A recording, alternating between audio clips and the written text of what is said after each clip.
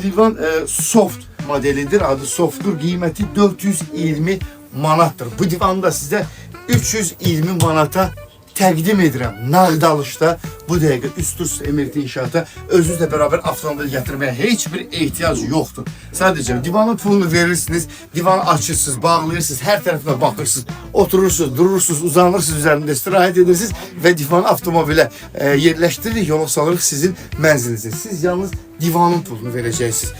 Digər əlavə çatdırılmalar hamısı bizim öhdəmizə düşür və bunda da bir gözəllik var. Kənarları taxta işləmələrdir ki, qolu rahat qoymaq üçün və eyni zamanda çay içirsinizsə bunun üzərində çayınız da rahat duracaq. Mobil telefonunuzu da qoya bilərsiniz ki, düşməyəcək, yəni sıxmayacaq. Və bu da divanımız bazalıdır. Baxın, alt hissəsi olduqca genişdir.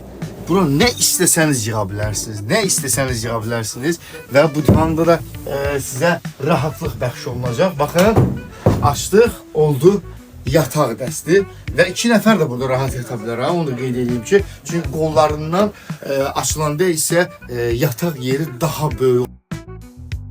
Uşaqlar üçün daha gözəldir ki, insanlar var yerləri dardır, onları yerləşdirmək üçün divan axtarışındadırlar və bu bir çox hallarda onların sifariş vermələri ilə nəticələnir. Amma onu qeyd etmək istəyirəm ki, dar yerlərinizə bax bu divanlar sizə rahatlıq bəxş edəcək və o qədər də mənzilinizdə yer tutmayacaqdır. Və bunun da özünün bir gözəlliyi var. 420 manat deyil, 320 manata şəhərdə axı çatdırılma bizdən nağd alışlar. Durun gəlin də nə baxırsınız oradan? Baxa-baxa elə durub gələ bilərsiniz.